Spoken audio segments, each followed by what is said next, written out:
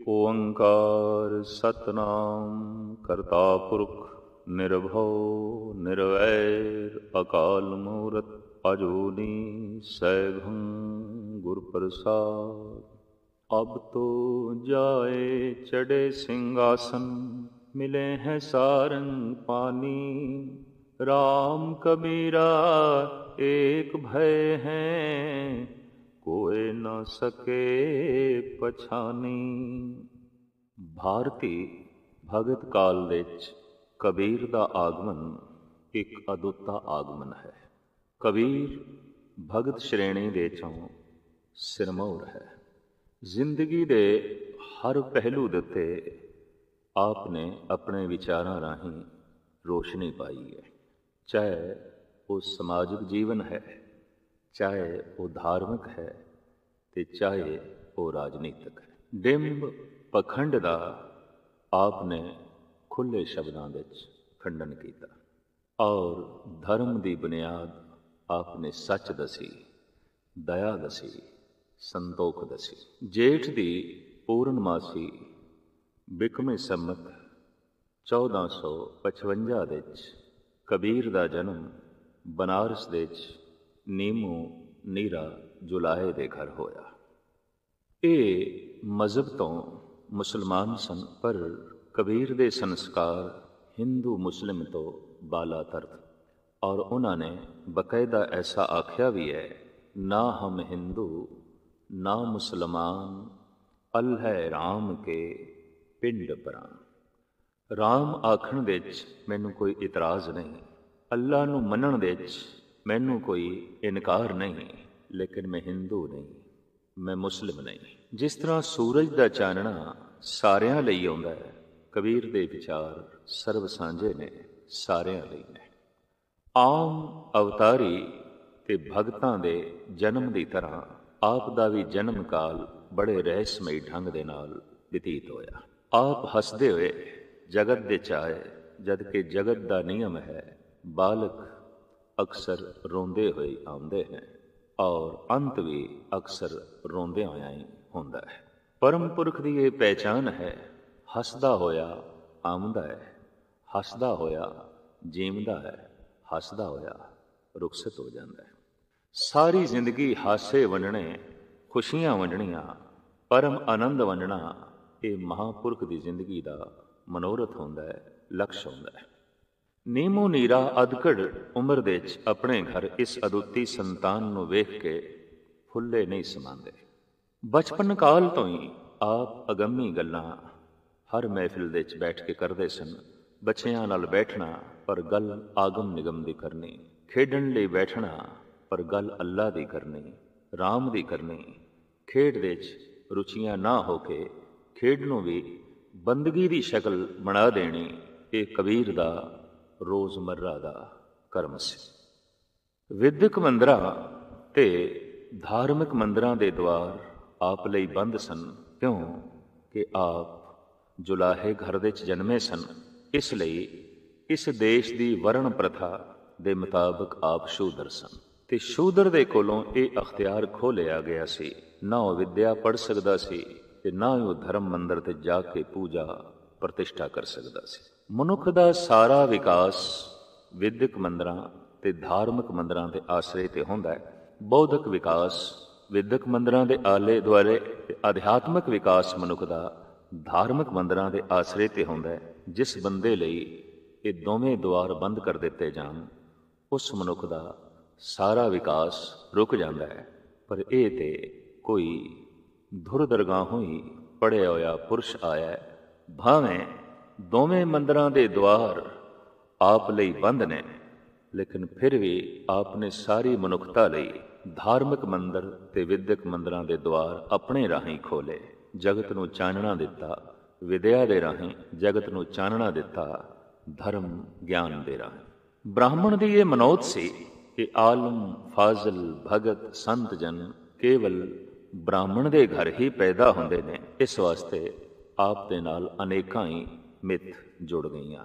ਜੈਸੇ ਕਿ ਇੱਕ ਕੁਆਰੀ ਬ੍ਰਾਹਮਣੀ ਦੇ ਕੁੱਖ ਤੋਂ ਬਾਲਕ ਦਾ ਜਨਮ ਹੋਇਆ ਔਰ ਉਹਨੇ ਗੰਗਾ ਦੇ ਤੱਟ ਤੇ ਉਸ ਨੂੰ ਸੁੱਟ ਦਿੱਤਾ ਔਰ ਉਹਨੂੰ ਨੀਮਾ ਤੇ ਨੀਰੂ ਜੁਲਾਹਾ ਚੁੱਕ ਕੇ ਲੈ ਆਏ।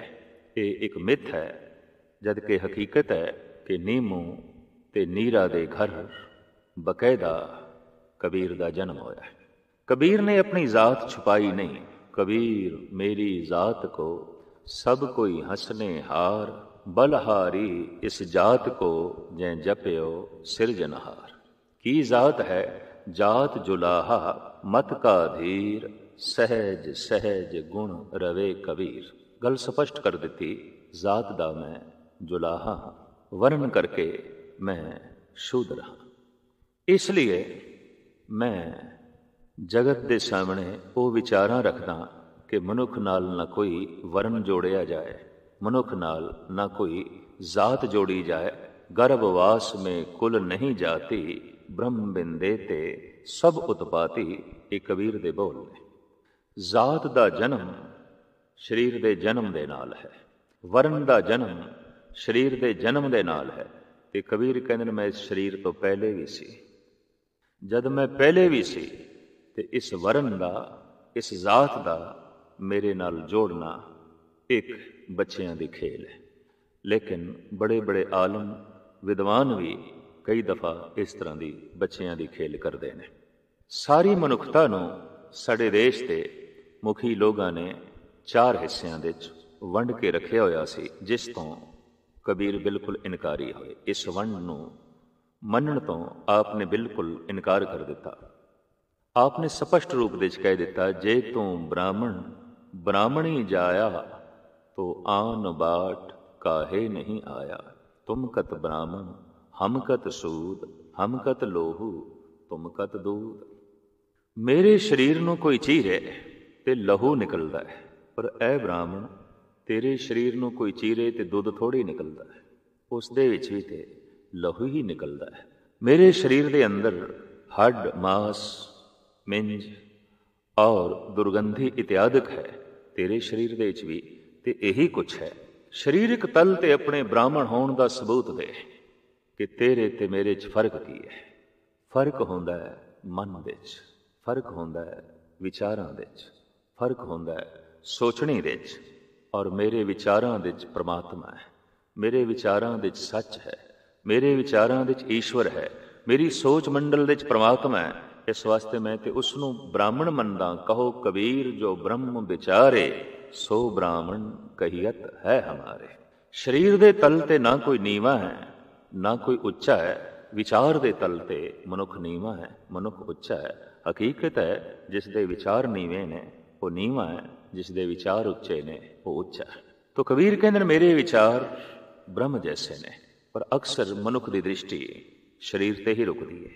कैसी एक अगम्मी गाथा है साडे देश दे प्रचलित कि ऋषि अष्टावकर जो अपने शरीर दे 8 बल रखते सन, लत्तां टेढ़ियां, बावां टेढ़ी, गर्दन टेढ़ी, गर्म जो है लक टेढ़ा, गरस के सारा शरीर 8 बलों दे बकायदा विंगा होया होया। कहंदे ने जनक दी सभा दे जद आप दा अचानक आना होया, क्योंकि आप दे पिता राजगुरु सन ते किसी कारण करके आप पिता नूं ही बुलाण वास्ते आए। ते शरीर दे ये 8 बल वेख के जनक दी सभा विच बैठे हुए ब्राह्मण हस पे, और हसी दे च मखौल सी, हसी दे च तनस सी, हसी दे च निंदा सी, हसी दे च चोट सी। चोट करनी होवे किसे ते मनुख रो के भी चोट कर सकदा है, हस के भी चोट कर सकदा है। चोट करनी होवे किसे ते मनुख ने तां ओ अपमान करके भी चोट कर सकता है, सन्मान दे के भी चोट कर सकता है। चोट करनी होवे किसे ते हकीकत है किसे दी इज्जत करके भी चोट की जा सकती है, बेइज्जती करके भी चोट की जा सकती है। किसे दा देना भी दरअसल खोना होंदा है, ते कई दफा किसे दा खोना भी वास्तविक देना होंदा है। इस हंसी दे बहुत गहरी चोट सी अष्टावकर नूं लगी। आपने सुते सिदकिया राजन, अज पता चलिया तेरी महफिल दे चमार बैठे ने, मैं ते समझिया सी ब्राह्मण होणगे। अज पता चलिया तू शूदरां दे घिरिया होया है। महापुरुष की दृष्टि शूदर ओ जिस दे विचार नीवें ने, तू ते शूदरां दे घिरिया होया है। इहदे सब चमार बैठे ने, जनक ने आख्या, ऋषि जी चमार कैसे? तो आपने कहा, इन्होंने मेरी चमड़ी वेखी है, इन्होंने मेरा शरीर वेख्या है। ते चमार वो है जिसकी दृष्टि चमड़े ते, जिसकी दृष्टि शरीर ते, जिसकी दृष्टि मन ते है वो मनोविज्ञानी है, जिसकी दृष्टि आत्मा ते वो संत है, भगत है, गुरमुख है। इन्हों की दृष्टि मेरे शरीर ते है, ये चमार ने, ये मेरे मन तक भी नहीं पहुँचे। इन्हों विद्वान मन्ना तो मैं किस तरह मना, इन्हों दार्शनिक विचारक मैं मन्ना तो किस तरह मना।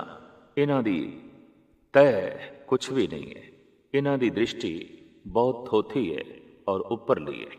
और अपने विचारों के राही एहसास करा दिता जनक नूं, भावें मेरे शरीर विच 8 बल ने पर मेरे मन विच एक बल भी नहीं। भावें इन्हां ब्राह्मणां दे शरीर विच कोई बल नहीं पर इन्हां दे मन विच लखां ही बल ने, लखां ही विंग ने, लखां ही टेढ़ापन है। तो हकीकत है भगत कबीर जी का ऐसा कहना, जे तू ब्राह्मण ब्राह्मणी जाया तो आन बाट का है नहीं आया। वे जिस ढंग नाल जगत ते मैं आया, ऐ ब्राह्मण तेरा भी आउण दा ढंग होई है। माँ बाप दे जरिए मैं आया, माँ बाप दे जरिए तू आया। मेरे शरीर विच लहू है, तेरे शरीर विच भी लहू है, कोई दुध नहीं है। फिर तू ब्राह्मण कैसा ते मैं शूद्र कैसा। हकीकत है कि कहो कबीर जो ब्रह्म विचारे, सो ब्राह्मण कहियत है हमारे। जुलाहे दे घर जन्म लैके ते इतनियां फिलसफे पूरत गल्लां करनियां, ब्रह्म दी विचार देनी, दरअसल ये अखौती हंकारी ब्राह्मणां नूं चंगा ना लगे। ऐसा दौर चलिया बनारस दे च, आप दिते तरह तरह के इल्ज़ाम लगे और ये इल्ज़ाम प्रथम ब्राह्मणों की तरफों लगे, फिर मौलवियों की तरफों लगे। ये पहला ऐसा पुरुष बनारस का जिहदे नाल ये दोवें फिरकियां दे मुखी सहमत ना होए। उसका एक कारण, जद मौलवी ने कहा नीरू जुलाहे नूं कि पुत्र तेरा हुण 9 साल का हो गया है, लिहाजा इसकी सुन्नत कराओ और ये बकायदा शरा दा धार नहीं होवे। कहते ने माँ बाप राजी होए भी ठीक है। और इस्लामी जगत दे सुन्नत एक बहुत खुशी का दिन गिनिया जाता है। मिठाई वंडी जाती है, मेहमानों नूं भोज खाना खिलाया जाता है, आओ भगत की जाती है। और ये बालक अज तो शरा दे प्रवृत्त होया, इस गल की बहुत वड्डी खुशी मनाई जाती है। लेकिन कबीर ने सुन्नत कराण तो इनकार किया ते आप दे ये महाबोल गुरु ग्रंथ साहब जी महाराज दे इस ढंग नाल दर्ज ने कि सुन्नत करे जे तुर्क होएगा, मैं ना बदूंगा भाई, जोरे खुदाए मुको तुर्क करेगा, आपन ही कट जाए। सख्त स्नेह कर तुर्क होएगा। हकीकत जे सख्त छुरी दे नाल, इंद्री कटण नाल जे कोई वाकई मुसलमान हो जाता है, तो ऐसा अगर रब चाहता सी तो रब स्वयं कट देंदा, परमात्मा ही सुन्नत कर देंदा। सुन्नत करे जे तुर्क होएगा, औरत का क्या करिए, अर्ध शरीरी नार न छोड़े, तांते हिंदू ही रहिए। बड़ी कीमती गल कबीर कह गए ने, अगर पुरुष की सुन्नत करोगे तो स्त्री का की करोगे। तो स्त्री ते आखिर हिंदू ही रही, अद्धा शरीर मुस्लिम अद्धा हिंदू। कबीर ने सुन्नत कराण तो इनकार किया और आख्या कि शरीर के सारे अंग परिपूर्ण परमात्मा की तरफों संपूर्ण ने, ते मैं किसी भी अंग नूं घटाण नूं राजी नहीं। लेकिन आपने इस रस्म नूं भी मनण तो इनकार किया कि 9 साल के बालक नूं जद जगो पवीत कराया जाता है तो आप इस संबंध विच भी कहते हैं, हम गर सूत तने निताना, कंठ जनेऊ तुम्हारे, तुम तो पढ़ते वेद गायत्री, गोबिंद हृदय हमारे। भी जिहड़ा सूत्र तू वट पा के गल विच पा देना ते कहंदा जनेऊ है, ये सूत साडे घर विच कतिया जांदा है, साडे घर विच बनाया जांदा है, असीं बनांदे हां। हम गर सूत तने नित ताना, ਕੰਠ ਜਨੇਊ ਤੁਮਾਰੇ, ਵੀ ਕਮਾਲ ਦੀ ਗੱਲ, ਸੂਤਰ ਅਸੀਂ ਬਣਾਉਂਦੇ ਹਾਂ ਤੇ ਕੰਠ ਦੇ 'ਚ ਤੁਸੀਂ ਪਾ ਕੇ ਬ੍ਰਾਹਮਣ ਹੋ ਜਾਂਦੇ ਹੋ, ਜਦ ਕਿ ਬਣਾਉਂਦੇ ਅਸੀਂ ਹਾਂ। ਇਸ ਸੂਤ ਨੂੰ ਕੱਤਦੇ ਅਸੀਂ ਹਾਂ। ਤੁਮ ਤੋਂ ਪੜ੍ਹਤੇ ਵੇਦ ਗਾਇਤਰੀ, ਗੋਬਿੰਦ ਹਿਰਦੇ ਹਮਾਰੇ। ਜਿਸ ਲਈ ਤੁਸੀਂ ਵੇਦ ਪੜ੍ਹਦੇ ਹੋ, ਗਾਇਤਰੀ ਦਾ ਜਾਪ ਕਰਦੇ ਹੋ, ਉਹ ਗੋਬਿੰਦ ਮੇਰੇ ਹਿਰਦੇ ਦੇ 'ਚ, ਉਹ ਮੇਰੇ ਰੋਮ ਰੋਮ ਦੇ 'ਚ ਵਸਿਆ ਹੋਇਆ ਹੈ।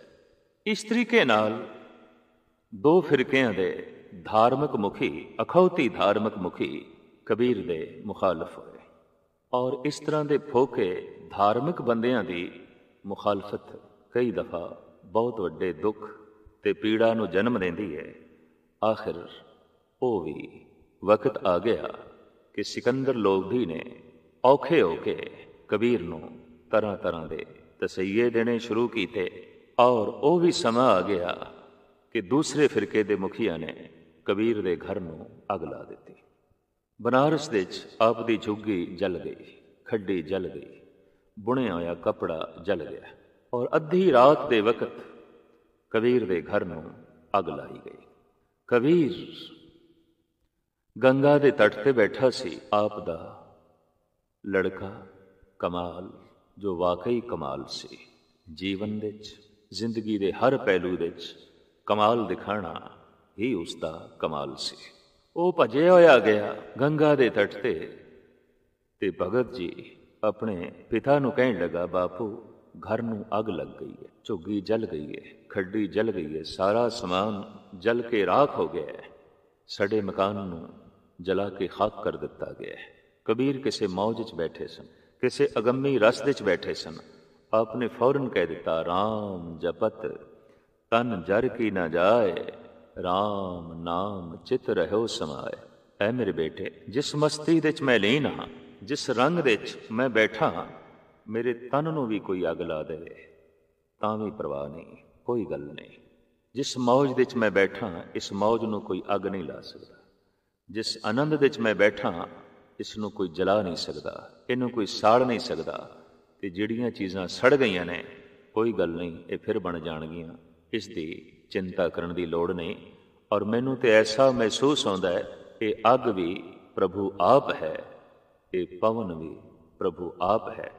ਆਪੇ ਪਾਵਕ ਆਪੇ ਪਵਨਾ, ਜਾਰੇ ਖਸਮ ਤਾਂ ਰਾਖੇ ਕਵਨਾ। ਜ਼ਰਰੇ ਜ਼ਰਰੇ ਵਿੱਚ ਪ੍ਰਭੂ ਦੇ ਦਰਸ਼ਨ ਕਰਨੇ ਔਰ ਉਸ ਦਾ ਦਰਸ਼ਨ ਕਰਾਉਣਾ, ਇਹੀ ਰੋਜ਼ਮਰਾ ਦੀ ਜ਼ਿੰਦਗੀ ਦਾ ਕਰਤੱਵ ਬਣ ਗਿਆ। ਤੋ ਸਿਕੰਦਰ ਲੋਧੀ ਦੀ ਮੁਖਾਲਫਤ ਵੀ ਆਪਣਾ ਰੰਗ ਲਿਆਈ, ਔਰ ਇਹ ਮੁਖਾਲਫਤ ਸਿਰਫ ਇਸ ਵਾਸਤੇ ਸੀ ਕਿ ਜਿੱਥੇ ਉਹ ਹਿੰਦੂ ਤੱਤ ਦੀ ਸ਼ਰ੍ਹਾ ਦਾ ਧਾਰਨੀ ਨਹੀਂ ਸੀ, ਉੱਥੇ ਮੁਸਲਿਮ ਸ਼ਰ੍ਹਾ ਦਾ ਵੀ ਧਾਰਨੀ ਨਹੀਂ ਸੀ। ਬਨ ਕੇ ਹਾਥੀ ਦੇ ਅੱਗੋਂ ਸੁੱਟ ਦਿੱਤਾ ਗਿਆ, ਹੱਥ ਪੈਰ ਬਨ ਕੇ, ਮੁਸ਼ਕਾਂ ਬਨ ਕੇ। ਇੱਕ ਐਸਾ ਹਾਥੀ ਜਿਹਨੂੰ ਸ਼ਰਾਬ ਪਿਲਾ ਦਿੱਤੀ ਗਈ ਤੇ ਮਹਾਵਤ ਨੂੰ ਬਿਠਾ ਕੇ ਕਹਿ ਦਿੱਤਾ ਗਿਆ, ਕਬੀਰ ਨੂੰ ਇਸ ਹਾਥੀ ਦੇ ਥੱਲੇ ਰੋਂਦ ਕੇ, ਲਿਤਾੜ ਕੇ ਖਤਮ ਕਰ ਦਿਓ। ਪਰ ਕਮਾਲ ਦਾ ਉਹ ਹਾਥੀ, ਉਸਨੇ ਸੂੰਡ ਦੇ ਨਾਲ ਕਬੀਰ ਨੂੰ ਚੁੱਕਿਆ, ਕਬੀਰ ਨੂੰ ਮੱਥਾ ਟੇਕਿਆ। ਕਬੀਰ ਆਪ ਇਸ ਵਾਰਤਾ ਨੂੰ ਆਪਣੇ ਸ਼ਬਦ ਵਿੱਚ ਕਲਮਬੰਦ ਕਰਦੇ ਨੇ, ਹਸਤ ਨ ਤੋਰੇ ਧਰੇ ਧਿਆਨ, ਵਾਕੇ ਹਿਰਦੇ ਬਸੇ ਭਗਵਾਨ। ਹਾਥੀ ਨੇ ਮੇਰੇ ਸਰੀਰ ਨੂੰ ਤੋੜਿਆ ਨਹੀਂ, ਲਿਤਾੜਿਆ ਨਹੀਂ, ਬਲਕਿ ਕੁੰਚਰ ਪੋਟ ਲੈ ਲੈ ਨਮਸਕਾਰੇ, ਬੂਝੀ ਕਾਜੀ ਨੈ ਅੰਧਾਰੇ। ਵੀ ਉਹ ਤੇ ਮੇਰੀ ਉਸ ਪੋਟਲੀ ਨੂੰ ਜੋ ਮੁਸ਼ਕਾ ਬਣ ਕੇ ਮੈਨੂੰ ਰੱਖਿਆ ਗਿਆ, ਮੱਥਾ ਟੇਕਦਾ, ਕੁੰਚਰ ਪੋਟ ਲੈ ਲੈ ਨਮਸਕਾਰੇ। ਆਮ ਸਿਆਣਿਆਂ ਦਾ ਚਿੰਤਨ ਐਸਾ ਕਹਿੰਦਾ ਹੈ, ਗਊ, ਹਾਥੀ, ਹੰਸ, ਮੋਰ, ਕੁੱਤਾ ਔਰ ਘੋੜਾ ਇਹ ਮਨੁੱਖ ਦੇ ਬਹੁਤ ਨੇੜੇ ਨੇ। ਇਹ ਸੋਚਦੇ ਨੇ, ਇਹਨਾਂ ਦੇ ਅੰਦਰ ਸੋਚ ਦਾ ਮਾਦਾ ਉਤਪੰਨ ਹੋ ਸਕਦਾ ਹੈ ਜਾਂ ਉਤਪੰਨ ਹੋ ਗਿਆ ਹੈ। ਐਸਾ ਤੇ ਨਹੀਂ ਆਖ ਸਕਦੇ ਕਿ ਸਾਰੇ ਹੀ ਘੋੜੇ ਜਾਂ ਸਾਰੇ ਹੀ ਹਾਥੀ ਸੋਚਦੇ ਨੇ, ਸਾਰੇ ਤੇ ਮਨੁੱਖ ਵੀ ਸੋਚ ਮੰਡਲ ਵਿੱਚ ਨਹੀਂ ਰਹਿੰਦੇ। ਲੇਕਿਨ ਇਸ ਪਸ਼ੂ ਸ਼੍ਰੇਣੀ ਦੇ ਵਿੱਚ ਬਹੁਤ ਸਾਰੇ ਐਸੇ ਨੇ ਜਿਨ੍ਹਾਂ ਦਾ ਮਨ ਵਿਕਸਿਤ ਹੋ ਚੁੱਕਿਆ ਹੈ ਔਰ ਉਹ ਮਨੁੱਖ ਦੇ ਨੇੜੇ ਨੇ। ਹਾਥੀ ਵੀ ਉਸੇ ਸ਼੍ਰੇਣੀ ਵਿੱਚ ਆਉਂਦਾ ਹੈ। ਉਹ ਬਾਰ-ਬਾਰ ਕਬੀਰ ਨੂੰ ਨਮਸਕਾਰ ਕਰਦਾ ਹੈ। ਤੇ ਹਾਥੀ ਦਾ ਇਹ ਪ੍ਰਸੰਗ ਜੋ ਗੁਰੂ ਤੇਗ ਬਹਾਦਰ ਸਾਹਿਬ ਜੀ ਮਹਾਰਾਜ ਨੇ ਬਾਰ-ਬਾਰ ਆਪਣੀ ਬਾਣੀ ਦੇ ਦੁਹਰਾਇਆ ਹੈ ਕਿ ਜਿਸ ਵਕਤ ਉਹ ਪਾਣੀ ਪੀਣ ਲਈ ਇੱਕ ਸਰੋਵਰ ਵਿੱਚ ਗਿਆ ਤਾਂ ਇੱਕ ਮਗਰਮੱਛ ਨੇ ਹਾਥੀ ਨੂੰ ਪਕੜ ਲਿਆ। ਉਹ ਪੈਰ ਮੂੰਹ ਵਿੱਚ ਪਾ ਕੇ ਗਹਿਰੇ ਪਾਣੀ ਵਿੱਚ ਘਸੀਟ ਕੇ ਲੈ ਜਾ ਰਿਹਾ ਹੈ ਤੇ ਪਾਣੀ ਵਿੱਚ ਮਗਰਮੱਛ ਦੀ ਤਾਕਤ ਬਹੁਤ ਜ਼ਿਆਦਾ ਹੁੰਦੀ ਹੈ। ਉਸ ਵਕਤ ਪੀੜਤ ਹਾਥੀ ਨੇ ਇੱਕ ਕਮਲ ਦਾ ਫੁੱਲ ਤੋੜ ਕੇ ਪਰਮਾਤਮਾ ਨੂੰ ਪੇਸ਼ ਕੀਤਾ, ਜਿਸ ਦਾ ਜ਼ਿਕਰ ਗੁਰੂ ਤੇਗ ਬਹਾਦਰ ਸਾਹਿਬ ਜੀ ਮਹਾਰਾਜ ਇੰਜ ਕਰਦੇ ਨੇ, ਜਬ ਹੀ ਸਰਨ ਗਹੀ ਕਿਰਪਾ ਨਿਧ ਗਜ ਗਰਾ ਤੇ ਛੂਟਾ ਮਹਿਮਾ ਨਾਮ ਕਹਾਂ ਲਓ ਬਰਨੋ ਰਾਮ ਕਹਿਤ ਬੰਧਨ ਤੇ ਟੂਟਾ। ਇਹਦਾ ਮਤਲਬ ਹੈ ਹਾਥੀ ਵੀ ਰਾਮ ਕਹਿ ਸਕਦਾ ਹੈ। ਇਹਦਾ ਮਤਲਬ ਹੈ ਕਿ ਹਾਥੀ ਵੀ ਰਾਮ ਬਾਰੇ ਸੋਚ ਸਕਦਾ ਹੈ, ਹਾਥੀ ਵੀ ਈਸ਼ਵਰ ਦਾ ਚਿੰਤਨ ਕਰ ਸਕਦਾ ਹੈ। ਔਰ ਗੁਰੂ ਗ੍ਰੰਥ ਸਾਹਿਬ ਜੀ ਮਹਾਰਾਜ ਦੇ ਇੱਕ ਥਾਂ ਤੇ ਨਹੀਂ, ਅਨੇਕਾਂ ਥਾਵਾਂ ਤੇ ਇਹ ਉਦਾਹਰਣ ਆਇਆ ਹੈ। ਭਾਈ ਗੁਰਦਾਸ ਜੀ ਨੇ ਵੀ ਇਸ ਦਾ ਜ਼ਿਕਰ ਕੀਤਾ ਹੈ। ਦੁਖਤ ਗਜਿੰਦ ਅਰਬਿੰਦ ਗਏ ਭੇਟ ਰਾਖੇ ਤਾਂ ਕਿ ਕਾਜੇ ਚੱਕਰ ਪਾਣ ਆਣ ਗ੍ਰਸੇ ਗ੍ਰਾਹ ਜੀ। ਭਾਈ ਸਾਹਿਬ ਕਹਿੰਦੇ ਦੁਖਤ ਅਵਸਥਾ ਦੇ ਵਿੱਚ ਹਾਥੀ ਨੇ ਕਮਲ ਦਾ ਫੁੱਲ ਪ੍ਰਭੂ ਨੂੰ ਭੇਟ ਕੀਤਾ, ਅਰਦਾਸ ਕੀਤੀ, ਹੇ ਪ੍ਰਭੂ ਮੇਰੀ ਰੱਖਿਆ ਕਰ। ਅਤੀ ਵਿਪਤਾ ਵਿੱਚ ਫਸੇ ਹੋਏ ਕਈ ਦਫਾ ਪਸ਼ੂ ਵੀ ਗੈਬੀ ਸ਼ਕਤੀ ਨੂੰ ਪੁਕਾਰਦੇ ਨੇ, ਕਿਉਂਕਿ ਉਹਨਾਂ ਕੋਲ ਉਸ ਗੈਬੀ ਸ਼ਕਤੀ ਤੋਂ ਇਲਾਵਾ ਹੋਰ ਕੋਈ ਆਸਰਾ ਨਹੀਂ ਰਹਿੰਦਾ, ਹੋਰ ਕੋਈ ਸਹਾਰਾ ਨਹੀਂ ਰਹਿੰਦਾ। ਅਗਰ ਹਾਥੀ ਐਸਾ ਸੋਚ ਸਕਦਾ ਹੈ ਤਾਂ ਹਾਥੀ ਫਿਰ ਮਨੁੱਖ ਦੇ ਬਹੁਤ ਨੇੜੇ ਹੈ। ਤੇ ਕਬੀਰ ਨੇ ਜੋ ਆਪਣੀ ਬਾਣੀ ਦੇ ਵਿੱਚ ਇਹ ਵਾਰਤਾ ਕਲਮਬੰਦ ਕੀਤੀ ਹੈ, ਤੇ ਕਬੀਰ ਨੂੰ ਹੋਇਆ ਕੋਈ ਬਹੁਤ ਲੰਬਾ ਅਰਸਾ ਨਹੀਂ ਹੋਇਆ, 600 ਸਾਲ ਦਾ ਸਮਾਂ ਬਤੀਤ ਹੋਇਆ ਜਦ ਕਿ ਘਟਨਾ ਘਟੀ ਹੈ। ਕੁੰਚਰ ਪੋਟ ਲੈ ਲੈ ਨਮਸਕਾਰੇ ਬੂਝੀ ਕਾਜੀ ਨੈ ਅੰਧਿਆਰੇ।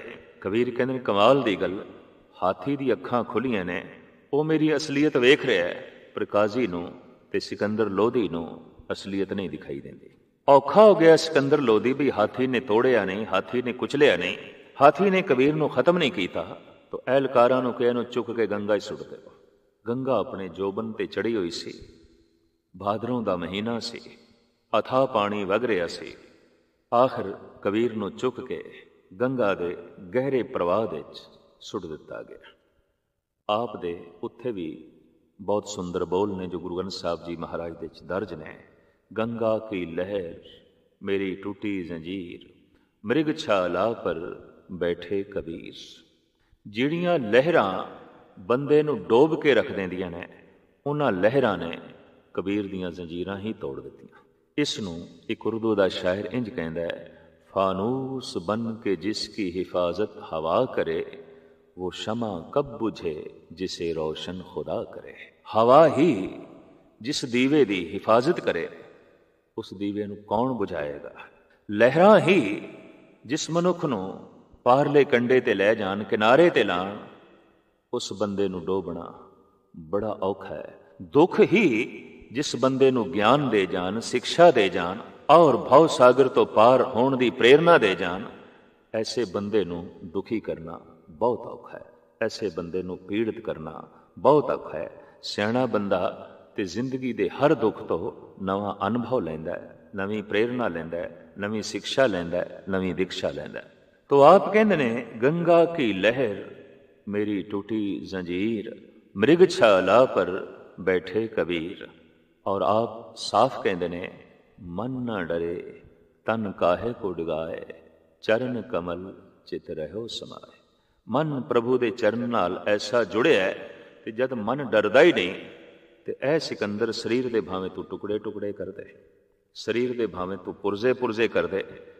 ऐ सिकंदर लोधी मैं शरीर दे तल तो उच्चा जी रहा, शरीर नूं भावें तू डोब दे, शरीर नूं भावें तू कट दे, शरीर नूं भावें तू छलनी कर दे, शरीर दे भावें तू पुरजे पुरजे कर दे, मेरा मन डरदा ही नहीं। वाकई ਵੱਡੇ ਵੱਡੇ ਕੰਮ ਸੰਸਾਰ ਵਿੱਚ ਉਹਨਾਂ ਮਨੁੱਖਾਂ ਨੇ ਕੀਤੇ ਨੇ ਜੋ ਸਰੀਰ ਦੇ ਤਲ ਤੋਂ ਥੋੜ੍ਹਾ ਜਿਹਾ ਉੱਚਾ ਜੀਵਦੇ ਨੇ, ਜੋ ਸਰੀਰ ਦੇ ਮੋਹ ਵਿੱਚ, ਸਰੀਰ ਦੀ ਪਕੜ ਵਿੱਚ ਜੀਵਦੇ ਨੇ। ਖਿਮਾ ਕਰਨੀ ਉਹ ਮਨੁੱਖ ਕਦੀ ਵੀ ਸੰਸਾਰ ਵਿੱਚ ਕੋਈ ਖਾਸ ਕੰਮ, ਮਹਾਨ ਕੰਮ ਨਹੀਂ ਕਰ ਸਕੇ ਔਰ ਹਮੇਸ਼ਾ ਹੀ ਜ਼ਿੰਦਗੀ ਦੀ ਦੌੜ ਵਿੱਚ ਪਛੜੇ ਜੋ ਹੈ ਰਹਿ ਜਾਂਦੇ ਨੇ।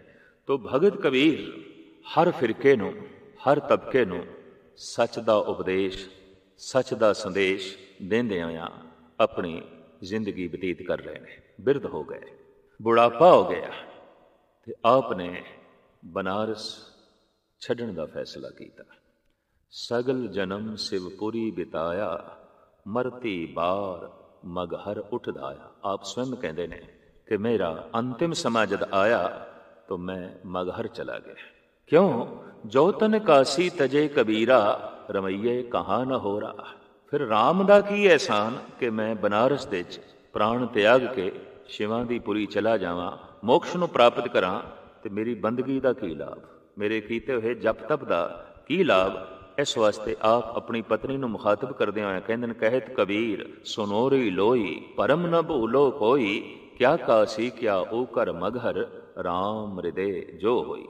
ਚਾਹੇ ਬਨਾਰਸ ਹੋਵੇ ਤੇ ਚਾਹੇ ਮਗਹਰ ਧਰਤੀ ਹੋਵੇ, ਰਾਮ ਨਾਮ ਦੇ 'ਚ ਲੀਨ ਜਿਹੜਾ ਪੁਰਸ਼ ਹੈ, ਚਾਹੇ ਬਨਾਰਸ ਦੇ 'ਚ ਸਮਾ ਜਾਏ ਤੇ ਚਾਹੇ ਮਗਹਰ ਦੇ 'ਚ ਸਮਾ ਜਾਏ, ਉਹ ਵਾਸਤਵਿਕ ਮੋਕਸ਼ ਗਤੀ ਨੂੰ ਪ੍ਰਾਪਤ ਹੁੰਦਾ ਹੈ, ਕਿਉਂਕਿ ਉਹਦੇ ਹਿਰਦੇ ਵਿੱਚ ਰਾਮ ਦਾ ਵਾਸਾ ਹੈ, ਉਸਦੇ ਹਿਰਦੇ ਵਿੱਚ ਈਸ਼ਵਰ ਦਾ ਵਾਸਾ ਹੈ। ਅਸਥਾਨ ਭੇਦ ਉਸ ਲਈ ਕੋਈ ਮੈਨੇ ਨਹੀਂ ਰੱਖਦਾ, ਕੋਈ ਅਹਿਮੀਅਤ ਨਹੀਂ ਰੱਖਦਾ। ਇਸ ਤਰ੍ਹਾਂ ਦੇ ਭਰਮ ਵਹਿਮ ਤੋਂ ਕਬੀਰ ਨੇ ਮਨੁੱਖਤਾ ਨੂੰ ਉੱਚਾ ਕੀਤਾ।